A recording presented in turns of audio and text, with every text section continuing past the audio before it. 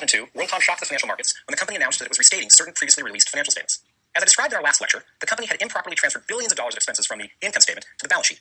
Without the transfers, not only would the company's reported assets have been much lower, but the company's reported profits would actually have been losses. Immediately following the news, Worldcom's CFO was fired and the controller resigned. Trading in the company's stock was halted, and when trading resumed, the stock plunged over 90%. Within weeks, the firm filed for bankruptcy.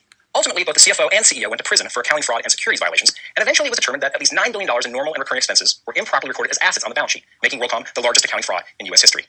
Why would Worldcom executives have engaged in such patently improper behavior?